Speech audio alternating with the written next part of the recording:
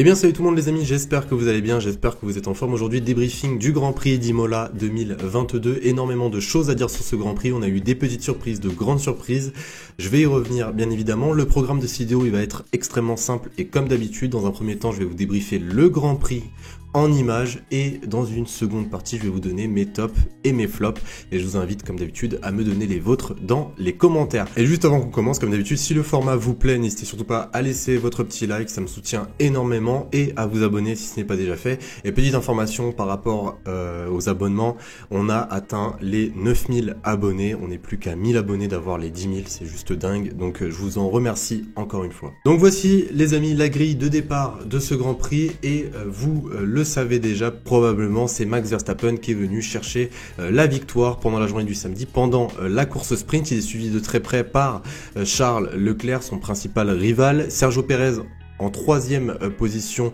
et Carlos Sainz qui va venir compléter la deuxième ligne. Derrière on peut retrouver 5e et 6e les deux McLaren, celle de Lando Norris et de Daniel Ricciardo. Bottas 7e, Magnussen 8e, très bonne performance encore une fois avec sa Haas. Alonso va terminer 9e et petite surprise, voilà, pour une première fois dans le top 10, c'est Mick Schumacher qui va venir fermer cette zone de points. Et derrière on peut retrouver Russell 11e ou même Hamilton 14e, voilà, course sprint très compliquée pour les Mercedes. Donc les amis, on est parti directement pour le départ de ce Grand Prix. C'est Max Verstappen qui va tenir la tête pendant le départ au bout d'un super bon départ. Derrière, un petit peu plus compliqué, notamment pour Charles Leclerc qui va perdre directement sa deuxième position au profit de Sergio Pérez et de Lando Norris. Charles Leclerc qui a énormément patiné. Derrière, on peut retrouver un incident, un contact entre Daniel Ricciardo et Carlos Sainz. Donc voilà, rien ne s'arrange pour Carlos Sainz. Deux abandons en deux courses, je tiens à le rappeler. Il y a eu également un contact entre Bottas et Daniel Ricciardo. Bottas qui a dû freiner extrêmement fortement, mais malheureusement il n'a pas pu éviter le pilote australien. Au cinquième tour, on est sous régime de safety car, on évacue la Ferrari de Carlos Sainz, très compliqué encore une fois, hein. Voilà, Carlos Sainz, je vais revenir sur lui, mais c'était très difficile pour lui aujourd'hui. Cinquième tour, c'est reparti, la safety car rentre dans les stands et Max Verstappen est toujours en tête, suivi par son coéquipier et par Lando Norris, suivi lui-même par Charles Leclerc. Au sixième tour, on peut voir d'énormes dégâts sur la Alpine de Fernando Alonso qui ne pourra pas continuer cette course, c'est fini pour le pilote espagnol. J'ai l'impression vraiment que tous les pilotes espagnols en général depuis quelques grands prix sont extrêmement malchanceux. On avance directement jusqu'au 8e tour puisque Leclerc va passer Lando Norris pour la P3. Au 12e tour, Russell passe Magnussen pour la P5. On va avancer maintenant jusqu'au 14e tour puisque le coéquipier de George Russell, Lewis Hamilton, est toujours bloqué derrière la Aston Martin de Lance Stroll. Très compliqué comme course pour Lewis Hamilton. Lewis Hamilton à ce moment précis est 11e, il essaye de rentrer dans les points. 17e tour de course, Ricciardo est le premier à rentrer pour chausser des pneus secs. Donc Daniel Ricciardo va ouvrir le bal des arrêts au stand parce qu'il faut savoir qu'on est parti sous conditions pluvieuses, hein. Donc voilà, la piste commençait petit à petit à sécher dû au passage des monoplaces, mais personne ne voulait prendre le risque. Au final, au 19e tour, Pérez va s'arrêter pour des pneus médiums. Un tour plus tard, Leclerc et Verstappen s'arrêtent également au stand. Le monégasque est ressorti devant Pérez, mais le Mexicain, vu qu'il s'est arrêté un tour avant, avait des pneus beaucoup plus chauds et du coup il a réussi à redépasser le pilote monégasque pour la deuxième position. Entre le 20e et le 21e tour, on peut voir tous les pilotes s'arrêter au stand pour chausser des pneus secs et d'ailleurs Ocon va être mal relâché dans la voie des stands. Il y a eu presque une collision et d'ailleurs je crois qu'il y en a eu un contact en tout cas entre Ocon et Lewis Hamilton, le pilote français, écopera du coup d'une pénalité de 5 secondes. Au 25e tour, tête à queue pour Schumacher. Schumacher très difficile également comme course. Il a fait une bonne performance pendant la qualif sprint. Malheureusement, pendant la course, ça s'est beaucoup détérioré pour le pilote allemand. 34e tour de course, et oui, là on fait un bond, hein, littéralement. Mais il faut savoir que entre le 25e tour de course, entre le moment en fait où les pilotes se sont arrêtés au stand et le 34e tour de course, le DRS n'était pas autorisé. Honnêtement, je n'ai pas forcément beaucoup compris pourquoi il n'était pas autorisé. On a bien pu constater que la piste était quand même assez sèche. Donc voilà, 34e tour de course, on l'autorise. 41e tour de course, une image qui reste quand même très dur pour les fans de Mercedes et pour les fans de Lewis Hamilton en général. Max Verstappen qui prend un tour à Lewis Hamilton qui ne s'y retrouve plus, hein. Voilà, c'est très compliqué pour le pilote britannique, hein. Voilà, je vais pas vous le cacher, sa voiture ne l'aide pas beaucoup, mais bon, une course très difficile pour Lewis Hamilton, mais ça ne va pas s'arrêter là, puisqu'au 47e tour de course, Hamilton bloque sur Pierre Gasly pour la P13, et il faut savoir qu'il bloquait sur Pierre Gasly pendant environ 10 tours, hein. Donc voilà, très difficile aujourd'hui pour le septuple champion du monde. 48e tour de course, Tsunoda passe Magnussen pour la P8, 50e tour de course, Leclerc au stand pour détendre, mais il ressortira malheureusement pour lui derrière Lando Norris. Voilà, Leclerc qui tente une autre stratégie pour essayer au moins de rattraper la Red Bull de Sergio Pérez. 51e tour de course, Pérez et Verstappen suivent du coup la stratégie de Leclerc et rentrent au stand également. 53e tour de course maintenant, Leclerc obtient le meilleur tour en course et rentre dans la zone de DRS de Sergio Pérez. La stratégie fonctionne, en tout cas pour l'instant pour le pilote Ferrari, et arrivé dans le 3e secteur, malheureusement dans la chicane du 3e secteur, Leclerc tape littéralement sur le vibreur, histoire d'essayer de gagner du temps, mais malheureusement ça ne se passe pas comme prévu.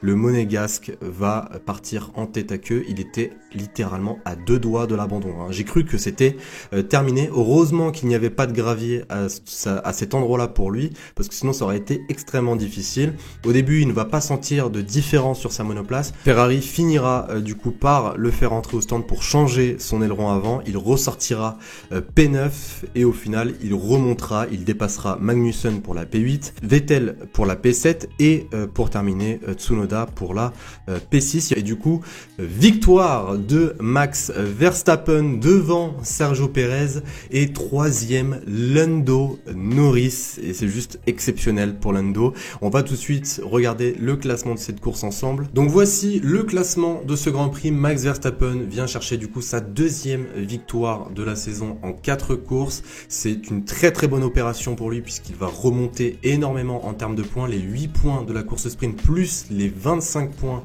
de la course principale. Il a fait la meilleure opération possible ce week-end. Il est suivi par son coéquipier Sergio Pérez, doublé de la part du Red Bull qui va énormément remonter d'ailleurs au constructeur. Lando Norris est incroyable. Lando Norris 3e, je vais y revenir sur Lando Norris, mais exceptionnel.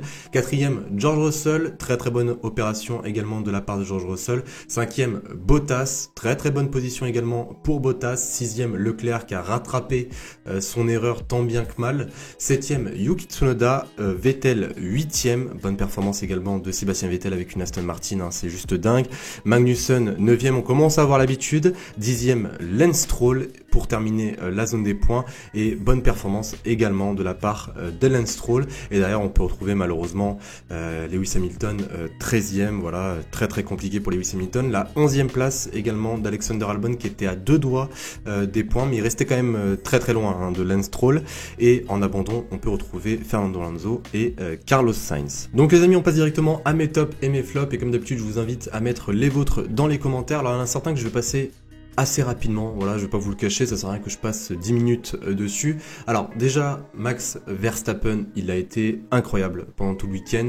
Ça a été très dur pour lui l'abandon du côté de l'Australie, et il a su énormément bien rebondir.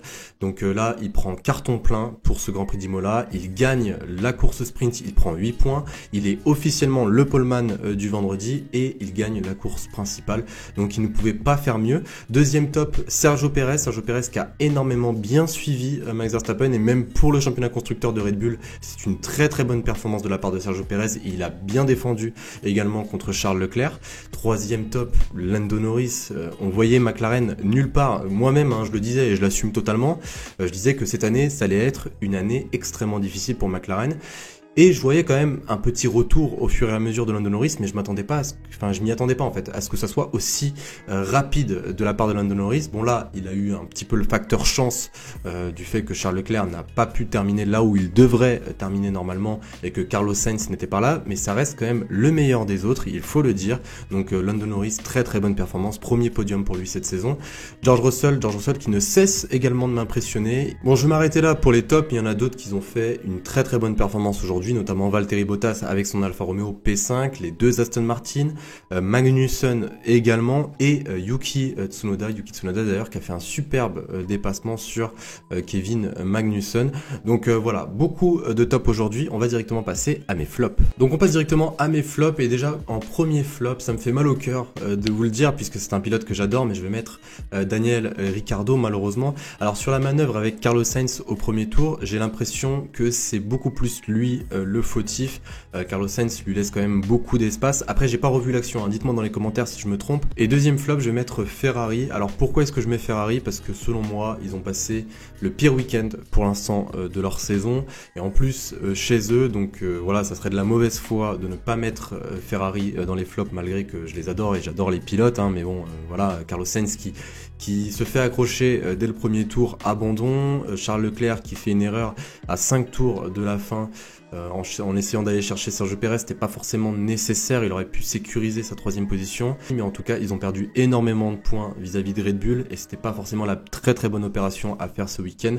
En tout cas voilà les amis pour mes tops et mes flops, j'ai été totalement honnête avec vous, n'hésitez surtout pas à me donner les vôtres comme d'habitude dans les commentaires, et sur ce, si cette vidéo vous a plu, n'hésitez surtout pas à laisser un petit pouce pour le soutien et à vous abonner si ce n'est pas déjà fait, et sur ce, je vous souhaite une excellente journée, une excellente soirée, prenez soin de vous, et je vous dis à la prochaine. Salut tout le monde.